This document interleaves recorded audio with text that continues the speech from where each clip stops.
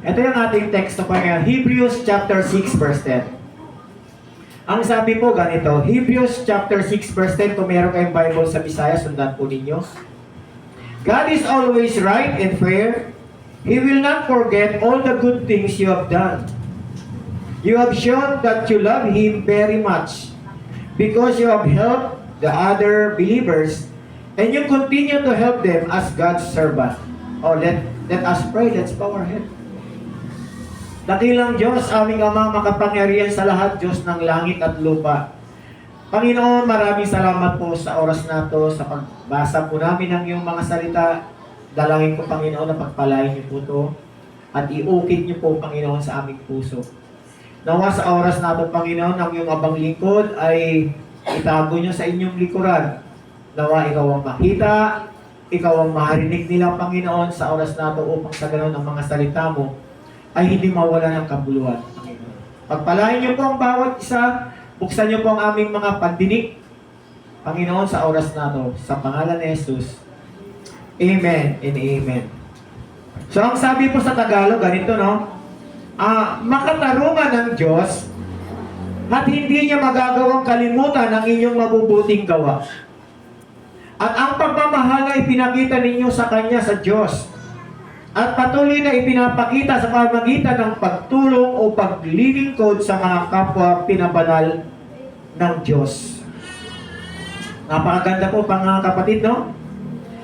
Ito po yung gusto ko lang sabihin po sa inyo, mga kapatid, no? Hindi na po kailangan na tumungtong pa sa stage. Hindi na kailangan pang tumungtong sa stage to make an impact. Ang ministry ay hindi one-man show. Lahat tayo ay mayroong layunin ng Diyos. Amen po ba? Amen. Every one of us has a purpose, as a gift, and something valuable to offer. Nagigit nyo yung sinasabi ko? Mga kapatid, ito po yung isang teksto na gagamitin ko. Matthew 20, 26, 28. It must not be this way among you. Instead, whoever wants to be great among you must be your servant. 27. And whoever wants to be first among you must be your slave. 28. Just as the Son of Man did not come to be served, but to serve and to give His life as a ransom for many. Napakaganda ng pagkakasabi ng Biblia. Kaya ko po ito nakuha kasi ito po yung ating title ngayong umaga. Servant Attitude. Alam niyo, mga kapatid, lahat tayo hindi lamang po pastor, kahit na mga ordinaryong mga mananampalataya, kayo, leader man kayo or baguhan lang kayo, kung kayo ay mananampalataya na ng Panginoon, tayo ay mga servant ng ating Panginoon. Naniniwala po ba ka doon? Kayo doon?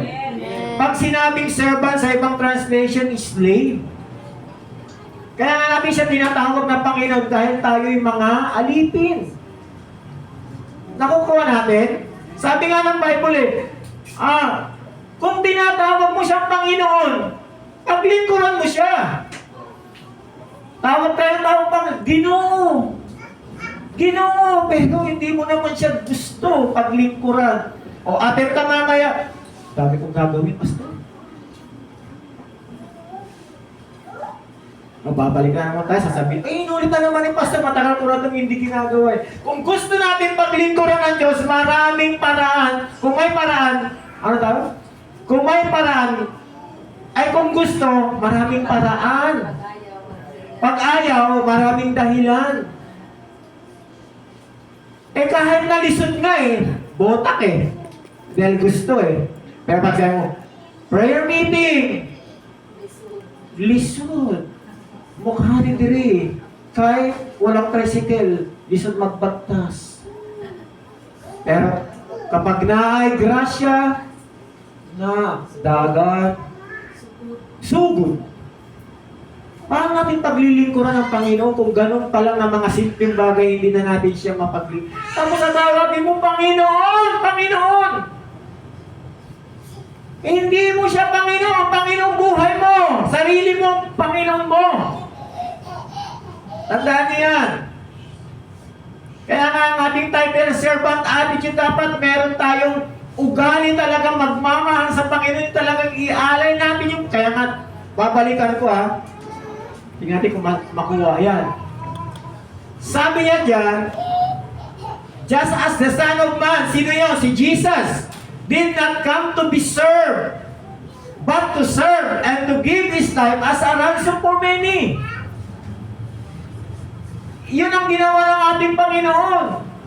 So tayo gagawin natin, ibigay din natin yung buhay natin sa kapwa natin, maglingkod tayo. Hindi tayo yung pinaglilingkuran. Ulitin ko, matagal ko na ito na naman hindi sinabi. Si Pastor paggising ng umaga, nandiyan, nagwawalis dyan. Diyan, sa kalsada, yung mga kanal, yung mga basura dyan. Ililis doon. Aayusin niya na ito. Although inayos na kagabi, pero aayusin, ipiprepare lahat. Maglingkod tayo. Hindi yung may nakakapag, ay, may dumating na member, kukunin ko yung map. Uy, map, bukas na, sipag. Hindi ganon. Walang nakakakita, pero may nakakakita ang Lord. Hello? May nakakita dahil yung ginagawa mo, hindi nawawala ng kapuluan. Sabi doon sa binasa namin kanina. Hindi nakakalimutan ng Diyos yung mga ginagawa natin. Naka-record yan. Pagdating ng panahon, puputungan kasi sa inyo. Lalagyan ng putong, yung corona putong kasi. Lalagyan ng corona yung ating mga ulo, kung ano yung mga pinagagawa natin dito para sa Panginoon. Hello? Hallelujah. Kaya nga servant attitude yung ating title. Servant in Greek word is doulos. Doulos, D-O-U-L-O-S, meaning slave. Yan ang ibig sabihin ng servant sa Greek word. Slave, one who give himself up to another's will. Those whose service is used by Christ in extending and advancing His cause among men. Ang servant na devoted to another to the disregard of one's own interest. Kalimutan mo yung sarili mo, yung kung ano yung gusto mo. Kalimutan mo yun. Ang sabi niyan, ibigay mo yung buhay mo sa kapwa mo. Hello?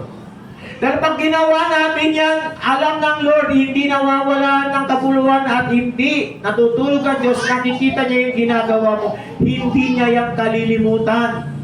Hindi po yan tulad ng tao. Hello? Ang tao, gumawa ka ng marami, 10. Magkamali ka ng isa, yun ang nakita nila. Yung ginawa mo mabuti, wala yun. Totoo ba hindi? Marami na totoo. Ang dami mong ginawa sa kapwa mo, tinulungan mo lahat-lahat. Mula pagkabata hanggang sa lumaki ko, ano mong pinagagawa mo. Pero nakagawa ka ng isang hindi maganda, yun ang nakikita at yun yung nakatanim sa kanyang ulo, utak. Pero yung ginawa mabuti, wala. Pero sa Panginoon, lahat ng ginagawa natin, hindi na nakakalimutan ng Diyos yan. Ang hahanapin natin yung i-please tayo ma-please natin ng Lord, hindi tao. Hindi tayo man-pleaser, dapat God's pleaser tayo. Amen po ba? Yan ang dapat natin gawin. Hindi yung, ito sikat to, dito tayo. Hindi tayo dyan. Sa Panginoon tayo. Amen ba? Amen. So may ginawa pa ko, 4 points must be learned as a servant. 4 points must be learned as a servant. Number 1, learn to be a servant of all. Hindi yung kung sino lang yung gusto mo, sino lang yung kaibigan mo, sino lang yung malapit sa'yo, yun ang paglilingkuran mo. Yun yung tutulungan mo. Yun yung aasikasuhin mo. Hello? Dapat patas tayo, pantay lahat. Nakukuha natin yung point ko? Pantayin namin lahat. Hindi ko yung malapit lang ako sa kanya, lagi ako doon. Pero ito malayo ko, sa kanya lang yan. Pangalawang choice lang yan, dito lang muna ako. Hindi dapat ang isang mananampalataya ng Panginoon, learn to be a servant of all. Amen po ba? Nahihina.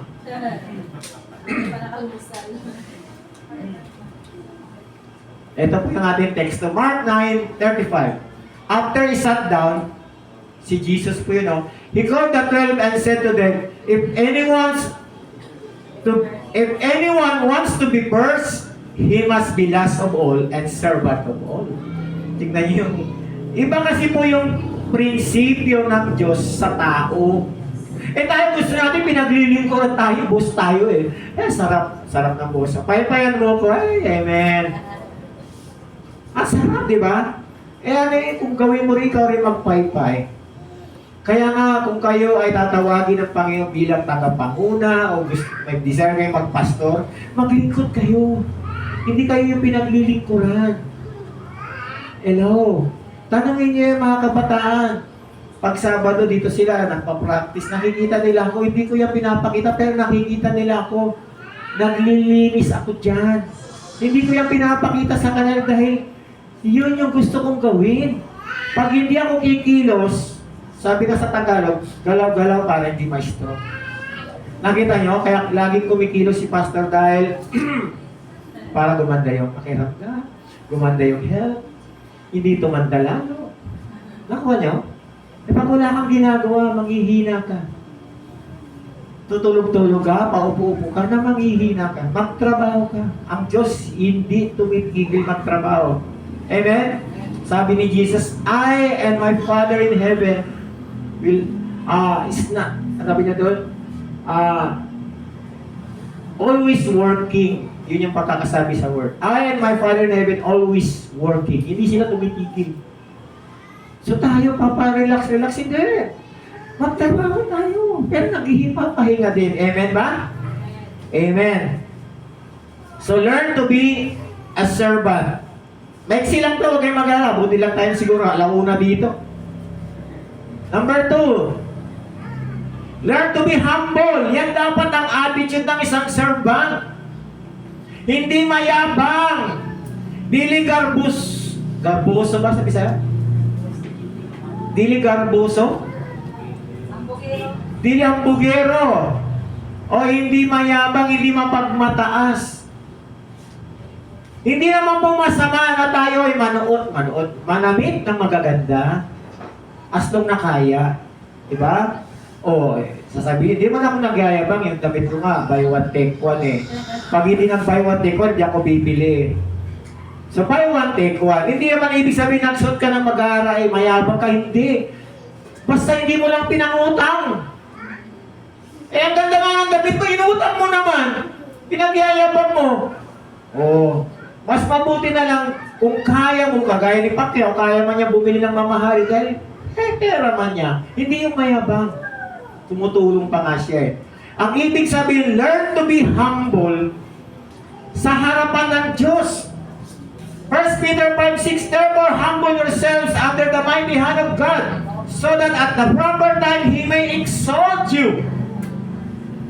Darating ang panahon, iaangat, itataas tayo ng Panginoon. Gusto ng Lord, mapagpakumbaba tayo sa Kanya. At kapag inuna natin siya, automatic mapagpakumbaba na rin tayo sa tao. Service to God is service to people. Loving God, loving people. Hello? So, ibig sabihin, mapagpakumbaba tayo sa Panginoon, ganun din sa kapwa natin. Saan ka nakakita mapagpakumbaba sa Panginoon sa harapan ng mga taong yabang? Anong gagawin sa Kanya? Hindi siya i-exalt. Wala. Magiging expire siya sa paningin ng Diyos. Amen ba? Mga kapatid, kaya magpasakop kayo sa kapangyarihan ng Diyos dahil darating ang araw na pararangalan niya kayo at dadakilahin niya kayo at itataas niya kayo. Sabi sa Tagalog, ganda ng translation. Gustong-gusto ko yan eh. Kaya mga kapatid, matuto tayo. Lagi ko itong sinasabi, lagi kong inuulit sa inyo kapag tayo ay nakakatanggap, umaangat na yung buhay natin, pinayayaman na tayo ng Lord, pinapasagana na yung buhay natin, tanggalin niyo sa inyong puso yung mapagmayabang. Dapat lagi natin binabalikan kung saan tayo galing. The more na ginagawa natin yon, inaangat tayo ng Lord. Pero huwag niyo masyadong i-down yung mga sarili ninyo. Pupaharap ka kay Mayor, tapos butas-butas yung pantalon mo, gutay-gutay. Ano gusto mo? Mapabibilihan ka pa ni Mayor? Kaya mo naman magsuot na maganda, hindi ganon. Ang ibig ko sabihin, mapagpakumbaba, magalang, marespeto sa kapwa, at hindi masyadong inaangat yung bangko. Hindi mo kailangan, bilang pastor, hindi mo kailangan iangat yung sarili mo. Hindi ako masyadong interesado sa title. Bagamat, ako ay pastor, tinawag na pastor, in-ordain bilang pastor, okay lang tawag. Kung tawagin niyo akong Kuya Bob, okay lang. Tawagin niyo akong Daddy Bob, okay. Tawagin niyo akong Manong, kahit ano. Wala ako sa title, hindi kasi ako masyado sa title. Ang inaano ko yung gagawin, yung tatrabahuhin, yung paglilingkuran ko, okay na yun sa akin. Hindi ako masyadong sa title. Noon pa lang, nung bago pa lang ako, kasama ko yung mga pastor dito. Pastor! Bago lang po ako dito. Pastor, pwede ba tawagin mo na lang akong Kuya Bob? Bakit? Hindi po ako pastor eh. Ano ka rito? Missionary. Pinadala lang ako rito, missionary. Yan. Hindi talaga ako pastor. Pag tumatagal, in-ordain tayo dito ng church. Di nagkita na naman. Kaya lagi mo kami nagkikita every week. Pastor, in-ordain na ako. Tuwa-tuwa ako. Pwede mo na akong tawagin pastor. Or pwede mo pa rin akong tawagin Kuya Bob. Nasanay sa Kuya Bob. Kaya pag nagkikita kami, Kuya Bob! Okay. Thank you. Lalong-lalo na yung ninong namin si Pastor Basaya. Pag Kuya Bob! Lakas pa naman ang boses. Hindi tumatawag yun ng pastor kasi nasanay nga. Pero hindi ako doon nag-ano. Kasi may mga kaibigan kami. Pastor sila dati. Na-ordain. Naangat ba? Naging na bishop. Minsan nagkita-kita kami. Pastor! Kumakain, pastor! Ayaw lumingon. Bishop! Ano saman?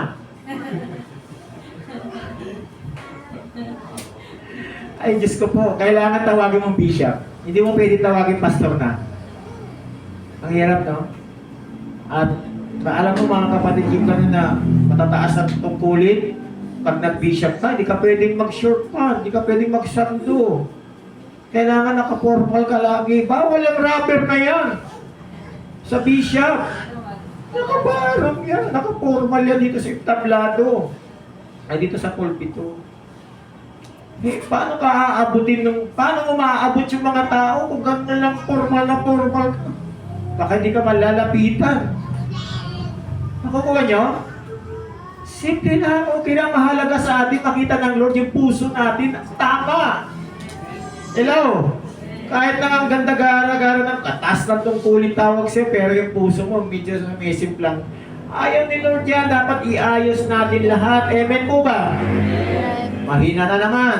Amen. Yan. Sabihin nyo lang kung naantok kayo, o nagugutom kayo, o ano man. Mamaya pagkatapos natin, mag-i-snack tayo, bumili po kayo ng pang-snack natin. Amen? Number 3. Malapit na. Huwag kayo mag-alala. Mabilis lang ako. Learn the service with respect. Ito yung sinasabi ko mga kapatid. Matuto sa pamamagitan ng pusong naglilingkod at merong respeto sa kapwa. Mag-aral sa pamamagitan ng pusong naglilingkod. Alam mo, masarap maglingkod na merong pagre-respeto. Minsan naglilingkod ka nga pero sa ano mo lang, loob mo. Napipilitan ka lang. Hindi gusto ng Lord yung napipilitan ka. Pag ginawa mo yan, itodo mo. Yan ang sinasabi, learn the service with respect, with love. Dapat. Amen ba? Tignan nyo ito ha. 1 Timothy, tama ba yung nakapindot ko? 1 Timothy chapter 6 verse 1. Tama kasi akala ko mali. All slaves should show full respect for their masters. Yan, sa mga nagtatrabaho. Tayo nagtatrabaho tayo sa Panginoon, kaya nakalagay din yan, dami yung masters. All slaves should show full respect for their masters, so they will not bring shame on the name of God and His teaching. Turo nga tayo ng turo, pero hindi naman natin nagagawa. Hello? Marami sa atin, pag tayo ay nagsisharing, ang galing-galing natin mag-share at buong-buong ka talagang hangang-hanga tayo. Alam mo, mga men's, Women's, kanya-kanyang grupo yan, mga youth. Ang gagaling natin mag-share. Pero hindi natin ginagawa.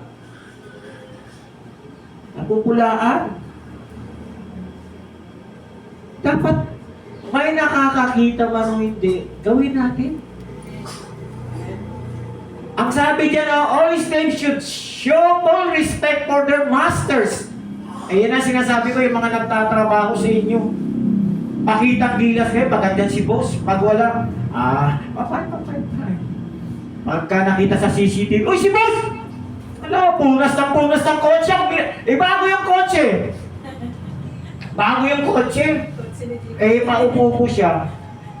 Yung gwardiya, yung driver, napapahinga yung gwardiya. Yung ating, si boss, kuha siya ng basahan, punas. Sabi ng boss, guard, itigil mo na yan. Kumukupas na yung kotse ko, bago lang, sige ka ng punas dyan. Tingnan mo, pakitang gilas, hindi naman tama yung ginawa. Sabi, bago yan, ano bang ginaganon mo? Kasi nga nagpapakitang gilas, yun yung nga tinatawag na sipsip. Hindi dapat ganun. Wala man nakakita, trabahuin natin. Amen? Ang susunod dyan. Sa mga alipin na mananampalataya, dapat igalang nila ng lubos ang mga amo nila para walang masabi ang mga tao laban sa Diyos at sa itinuturo natin. Mga kapatid, tayo ay mga Kristiyano. Tayo ay mga mananampalataya ng Panginoon. Meron tayong amo, lahat may amo. May mga leader. Respetuhin natin ang mga taong yan. Yung sa bahay, sabi na natin, pinakaamo nyo yung mga magulang. Respeto. Sa trabaho, respeto. Kung hindi ka masaya sa iyong trabaho, mag-resign ka dyan. Hello, sinachallenge ko kayo.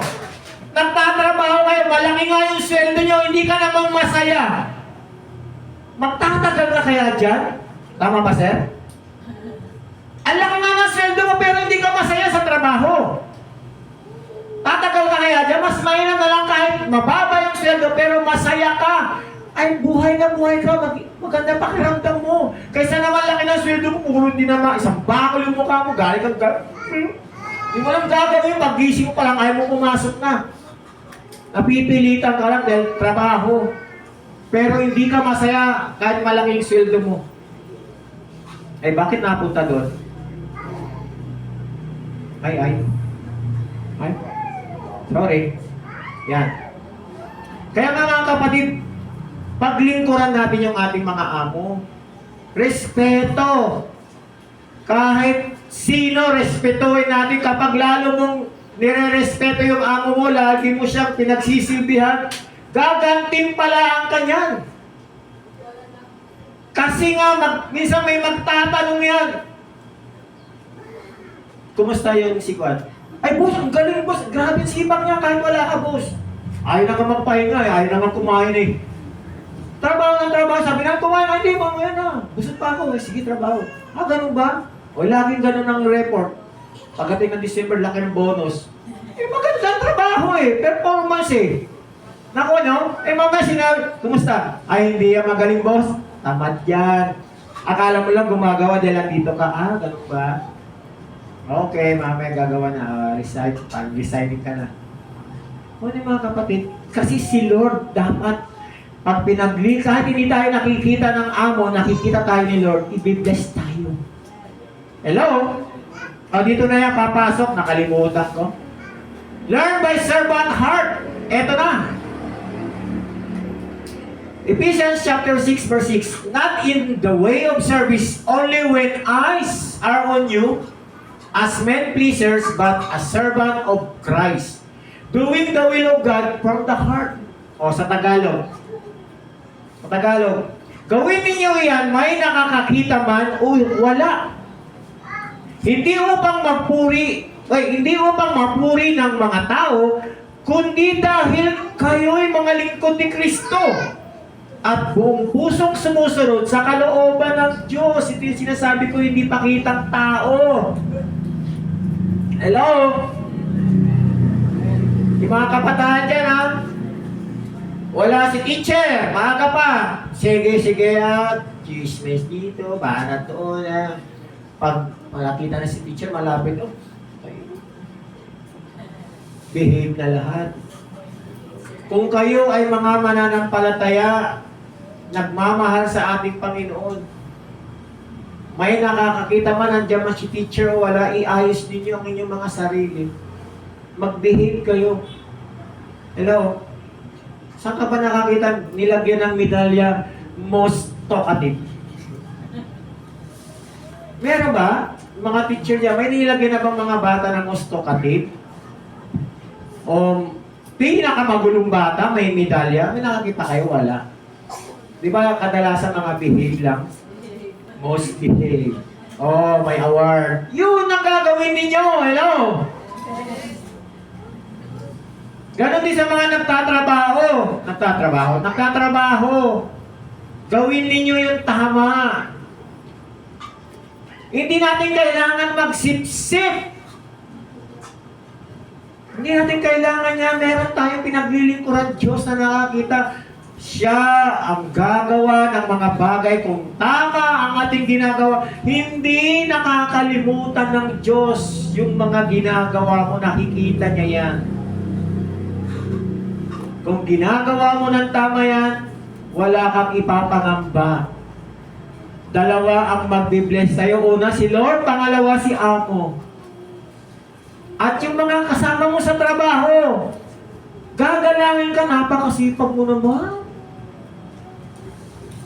Sasabihin mo, huwag mo sabihin konting bagay lang, hindi. Hindi, talagang ginagawa ko. Kasi yung pagkain ako ng trabaho, parang mahina katawag ko eh. Ganun. Huwag yung, ang gwapo mo naman, malit lang na bagay. Huwag! Ganito ang sasabihin ninyo, ha? Pag sinabi niya, ang ganda mo naman. Thank you, Lord. Ako nyo? Huwag yung maliit na bagay lang yan. Masyado kayong mapakumbaba masyado. Pag sinabi lang, anyaman mo naman, thank you, Lord. Nakukuha nyo? Lahat ng ginagawa natin, ibinabalik natin, pinayaman ka ni Lord, anyaman-yaman mo ngayon. Talaga, thank you, Lord. O, nakuha natin? Tama ba? Hindi yung, siyempre ako ba? Maabilidad ako, isipan ko eh. Ang galing ko kaya. Maboka ako, magaling ako. Kaya, baka na. Nakukuha niyo mga kapatid? Huwag tayong ganon. Kapag binati kayo, kinumusta kayo, ay ito na naman, ito dito sa Surigao, dito ko lang ito nakita, nakuha. Nung bago lang ako, pagkakit, kumusta ka na kapatid? Amoragi hapon. Ano ba naman sagot sa akin? Kaya nakuha ko yan eh. Kumusta?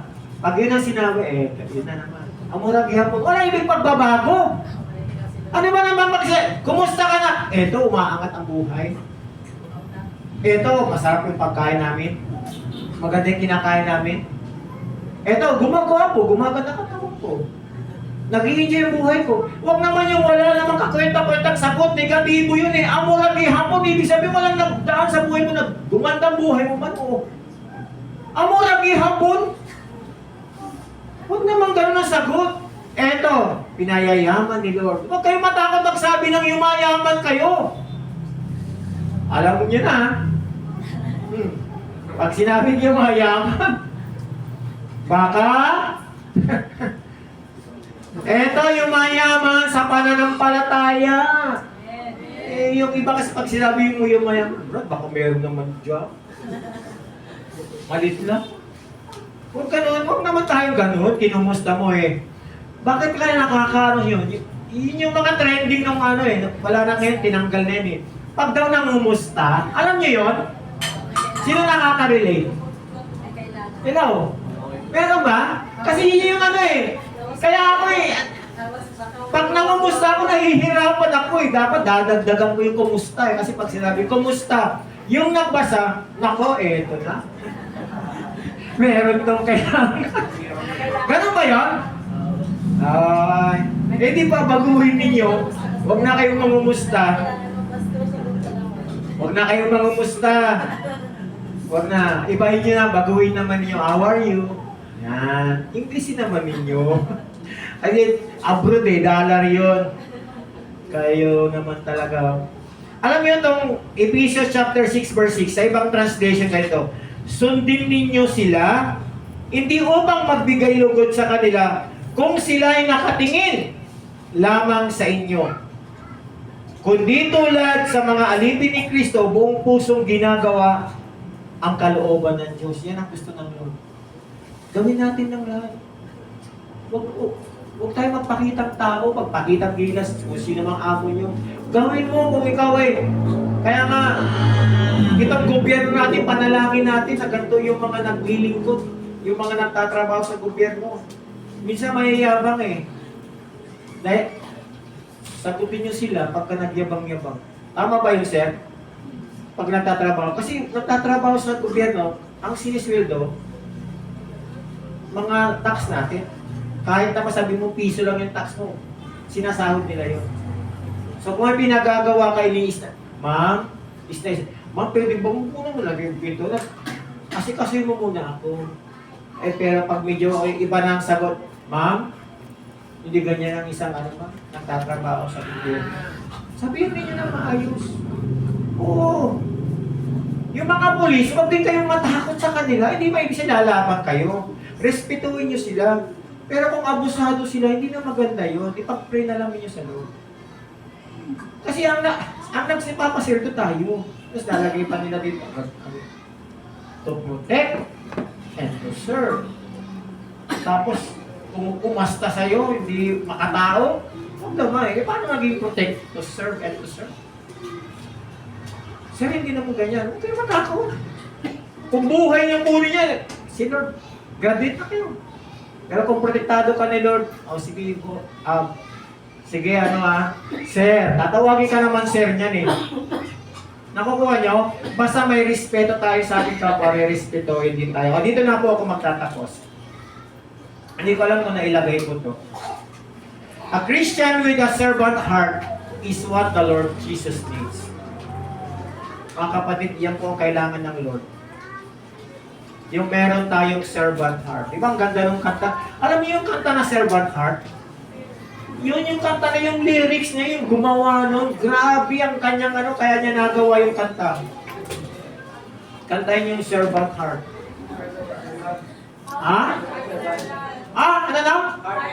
Ayun, salamat buti sa pagkukurit ninyo. Yan ang gusto ko sa inyo, kinukurit niyo si Pastor. Minsan nagkakamali eh.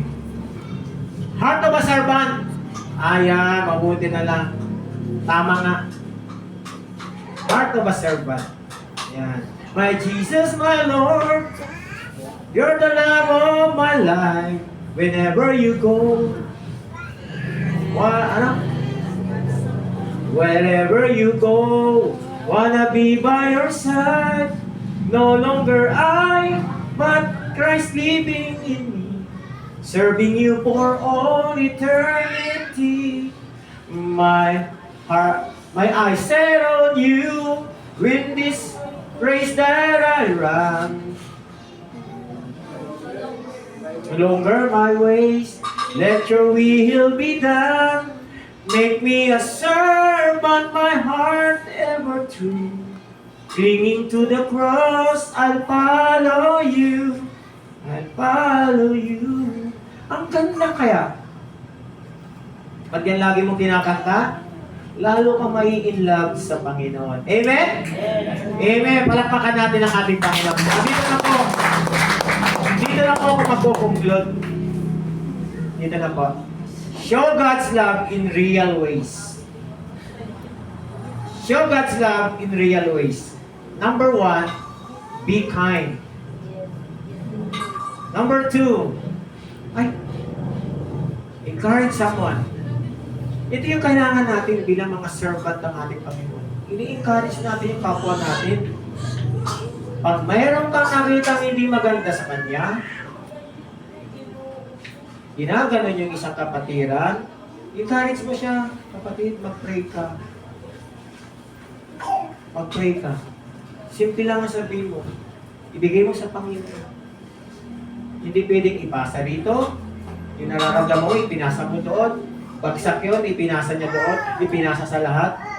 Sino naging kawawa yung isa? Pero yung dito, nakikita ng Lord, ito yung gusto ni Lord, pinag-uusapan. Yung tao. Nakuha nyo? Encourage someone. Kapag kailangan niyang encourage mo siya kaagad.